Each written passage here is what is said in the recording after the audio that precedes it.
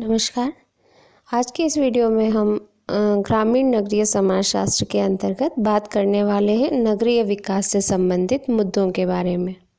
जैसा कि हम जानते हैं, स्वतंत्रता प्राप्ति के बाद औद्योगिकरण और नगरीकरण की प्रक्रिया तेजी से बढ़ी है। भारत में जिस तेज गति से जनसंख्या बढ़ी है, उस गति से यहाँ नगरीय विकास नहीं हो पाया। पिछले कुछ वर्षों में नगरीय जनसंख्या की बढ़ोतरी के अनुपात में नगरों में वे सब आवश्यक सुविधाएं हम नहीं जुटा पाए हैं जो अच्छे नगरीय जीवन के लिए अनिवार्य होते हैं। व्यक्ति की 3 मूलभूत आवश्यकताएं हैं: भोजन, वस्त्र तथा आवास। मनुष्य और समस्त प्राणियों को अपना जीवन चलाने के लिए भोजन की आवश्यकता पड़ती है। उसे मौसम के अनुसार अपने शरीर को ढकने के लिए वस्त्रों की भी आवश्यकता पड़ती है और आवास की भी ज़रूरत रहती है। उद्योग धंधों के पनपने के समय के साथ साथ अनेक नगरों का विकास हुआ।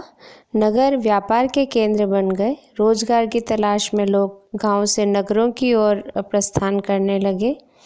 भूमि पर जनसंख्या का दबाव बढ़ता गया।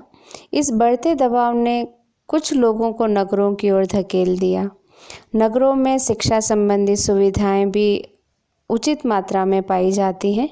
वहाँ चिकित्सा की सुविधाएं उपलब्ध होती हैं। नगर में तड़क भड़क और मनोरंजन के साधन भी काफ़ी मात्रा में उपलब्ध हैं। यहाँ तेज गति आवागमन के साधन भी पाए जाते हैं। नगरों का अपना एक आकर्षण है जो लोगों को अपनी ओर खींचता है। नगरों का राजनीतिक महत्व भी कम नहीं है। ये सभी कारण लोगों को गांव से नगरों की ओर आने के लिए प्रेरित करते हैं। जो नगर सीमित जनसंख्या को ध्यान में रखकर बसाए गए, आज उनकी जनसंख्या निर्धारित जनसंख्या से कई गुना अधिक हो गई। ऐसी स्थिति में नगर अनेक समस्याओं के गढ़ बन चुके हैं। आज नगरों में इतनी भीड़-भाड़ पाई जाती है कि सड़कों पर चलना भी कठिन हो गया है। रहने के मकानों की वहाँ कमी हो गई है, इसलिए मजबूर होकर लोगों को झुग्गी झोंपड़ियों या गंदी बस्तियों में रहना पड़ता है। नगरों में आज आवश्यक सुविधाओं का भी अभाव दिखाई देता है। प्रदूषण भी बहुत अधिक हो गया है, जो परिस्थितियाँ लोगों के लिए अस्वास्थ्यकर होती जा रही हैं। नगरवासी सुख सुविधाओं से भी वंचित है। नगरीय जनसंख्या के एक बड़े भाग को परिस्थितियों से बाध्य होकर नारकीय जीवन जीना पड़ रहा है। मनुष्य नगर में अच्छा जीवन जीने की आकांक्षा लेकर आता है, लेकिन अधिकांश लोगों की आकांक्षा की पूर्ति नहीं हो पाती।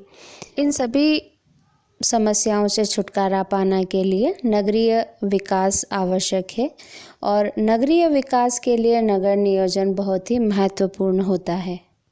नगरीय विकास से संबंधित कुछ प्रमुख मुद्दे हैं।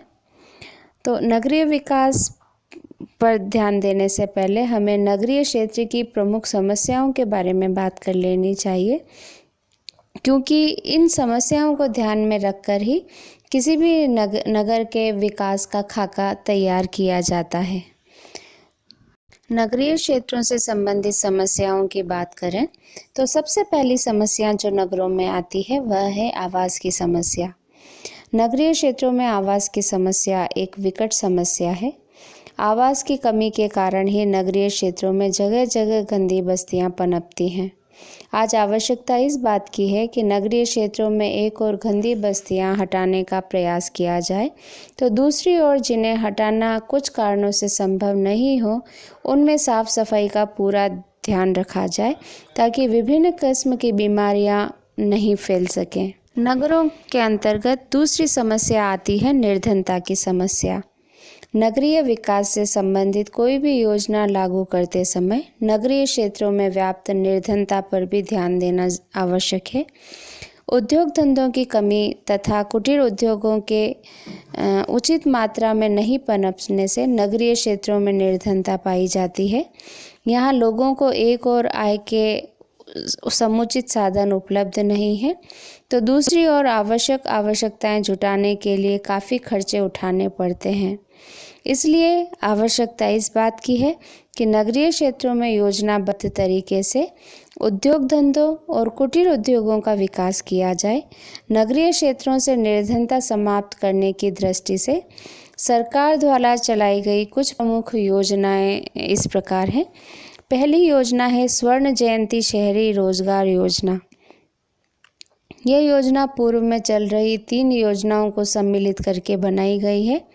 नेहरू रोजगार योजना, गरीबों के लिए शहरी बुनियादी सेवाएं तथा प्रधानमंत्री की समन्वित शहरी गरीबी उन्मूलन योजना। स्वर्ण जयंती शहरी रोजगार योजना का उद्देश्य शहरी निर्धनों को स्वरोजगार उपक्रम स्थापित करने के लिए वित्तीय सहायता देना है तथा साथ ही स्ववेतन रोजगार सृजन करना है। इस योजना की 2 विशेष स्कीमें हैं। पहला, शहरी स्वरोजगार कार्यक्रम। इसमें लघु उद्यम और कौशल विकास के द्वारा स्वरोजगार उपलब्ध कराया जाता है। साथ ही शहरी क्षेत्रों में महिलाओं और बच्चों के विकास पर ध्यान दिया जाता है। दूसरा, शहरी मजदूरी रोजगार कार्यक्रम। इसका उद्देश्य शहरी स्थानीय निकायों के अधिकार क्षेत्र में गरीबी रेखा के नीचे रहने वाले लाभार्थियों को उनके श्रम का सामाजिक और आर्थिक रूप से उपयोगी सार्वजनिक संपत्ति के निर्माण में उपयोग कर मजदूरी रोजगार उपलब्ध कराना है।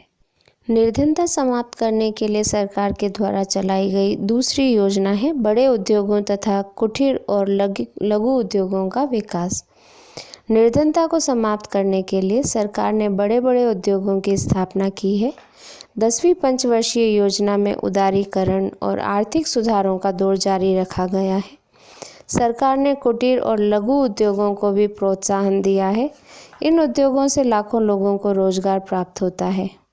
9वीं योजना के अंतिम वर्ष 2001 और 2 में लघु उद्योगों की इकाइयों के उत्पादन का लक्ष्य 72,530 करोड़ रुपए का रखा गया तथा इसी वर्ष में 185 लाख व्यक्तियों को इस प्रकार के उद्योग में रोजगार मिल सका है।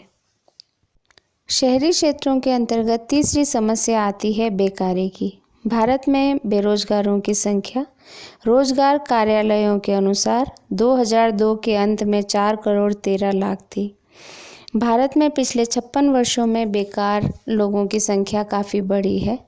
राष्ट्रीय नमूना सर्वेक्षण के अनुसार हमारे यहाँ 7.9% राष्ट्रीय श्रम शक्ति बेकार है, जबकि यहाँ 35% श्रम शक्ति पाई जाती है।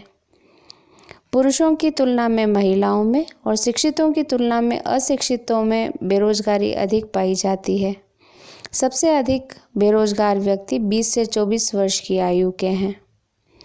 नगरीय क्षेत्र में बेकारी 2 रूपों में देखने को मिलती है, औद्योगिक क्षेत्र में और शिक्षित वर्ग में। औद्योगिक बेकारी।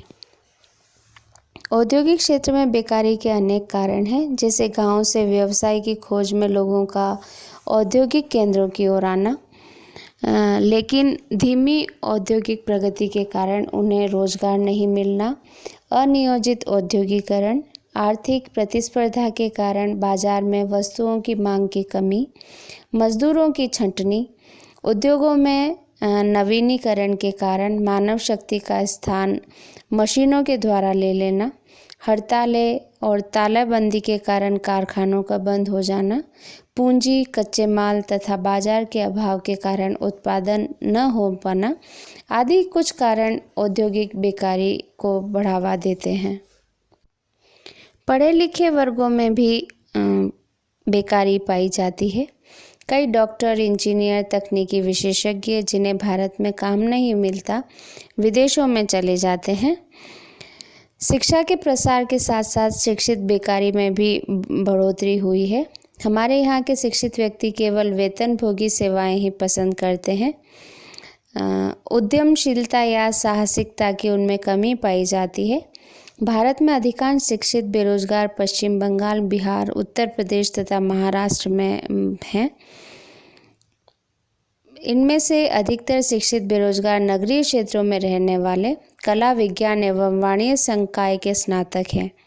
नगरीय क्षेत्रों में बेकारी दूर करने के उद्देश्य से सरकार के द्वारा स्वर्ण जयंती शहरी रोजगार योजना चलाई जा रही है। एक और समस्या जो नगरों में पाई जाती है वह है यातायात की समस्या।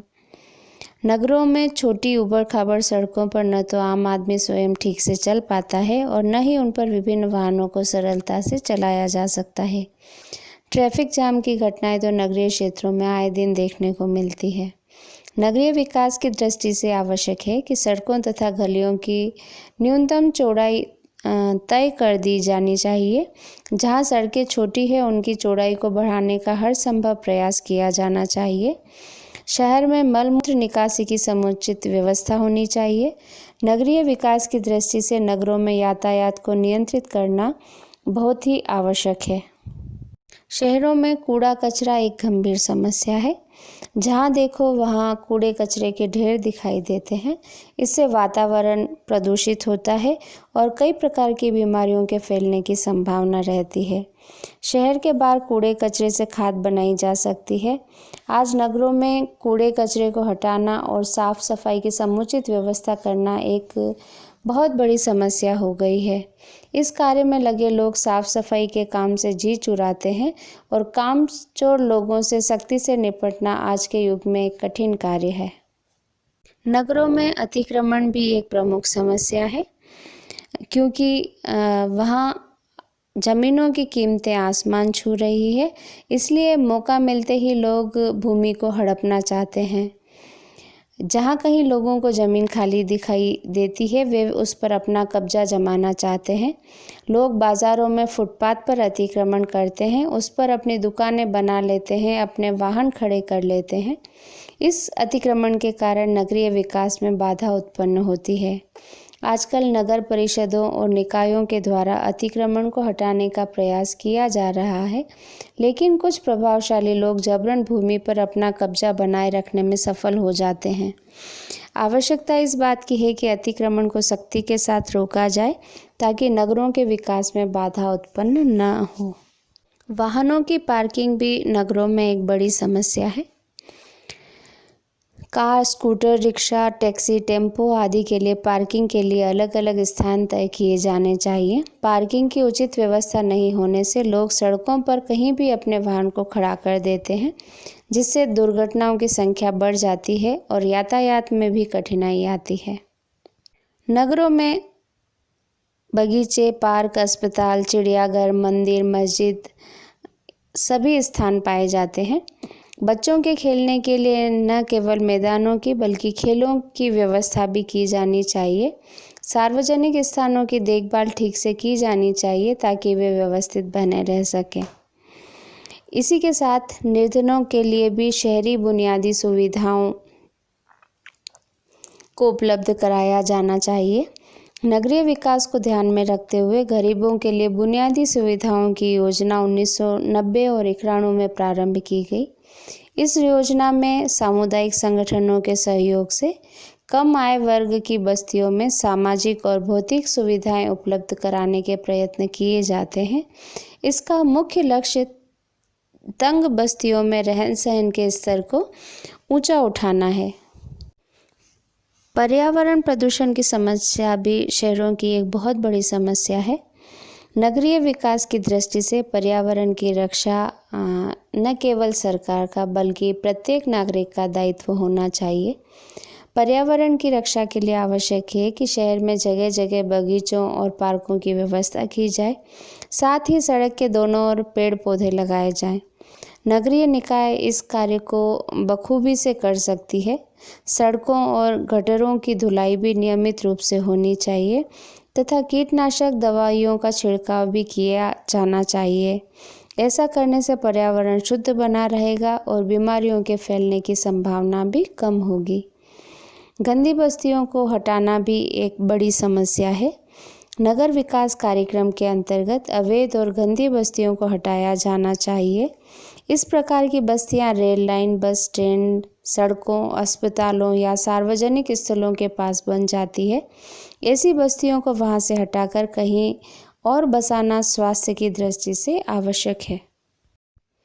किसी भी नगर के विकास के लिए यह आवश्यक है कि नगरों में पाई जाने वाली समस्याओं को उनकी प्राथमिकताओं के आधार पर दूर करने का प्रयास किया जाए और योजना बनाकर व्यवस्थित रूप से उन समस्याओं से निपटने के लिए समाज के द्वारा प्रयास किए जाएं। जब नगरीय विकास की बात आती है तो सबसे पहली समस्या है गंदी बस्तियां। तो गंदी बस्तियों की साफ़ सफाई हमारी पहली प्राथमिकता होनी चाहिए। उसके पश्चात यातायात तथा आवागमन के साधनों की समुचित व्यवस्था करना, फिर शहरी निवासियों के लिए आवास की समुचित व्यवस्था करना, बालकों के लिए खेल के मैदानों एवं मनोरंजन स्थलों की व्यवस्था, उसके पश्चात सार्वजनिक स्थलों, बगीचों और पार्कों की व्यवस्था, फिर पेयजल तथा बिजली व रोशनी की समुचित व्यवस्था करना, साफ सफाई की व्यवस्था, स्वास्थ्य एवं शिक्षा की व्यवस्था, उद्योगों की स्थापना और उद्योगों के लिए पर्याप्त भूमि की व्यवस्था, यातायात की समुचित व्यवस्था और दुकानों, बाजारों व सड़कों की व्यवस्था। नगरीय विकास के लिए नगर नियोजन आवश्यक होता है तथा नगर नियोजन के लिए विस्तृत कार्यक्रम लागू किए जाने चाहिए। इस बात का विशेष ध्यान रखा जाना चाहिए कि नगरीय विकास को इस प्रकार से नियोजित किया जाए कि नगरवासियों के उद्देश्य की पूर्ति हो सके और वे अच्छा नागरिक जीवन जी सकें। किसी भी नगरीय क्षेत्र का विकास करते समय वहाँ की सामाजिक सांस्कृतिक परिस्थितियों को ध्यान में रखा जाना चाहिए। अगर किसी स्थान की धार्मिक दृष्टि से महत्ता है तो वहाँ नगरीय विकास की दृष्टि से नियोजन करते समय वहाँ की धार्मिक पृष्ठभूमि को ध्यान में रखा जाना चाहिए। यदि किसी क्षेत्र में कुछ शिक्षण संस्थाएं शिक्षा संबंधी विशेष आवश्यकताओं की पूर्ति करती हैं तो वहाँ की शैक्षणिक परिस्थितियों को ध्यान में रखकर ही नगर का विकास किया जाना चाहिए। इसी के साथ आज का ये वीडियो हम यहीं समाप्त करते हैं। फिर मिलेंगे एक नए टॉपिक के साथ।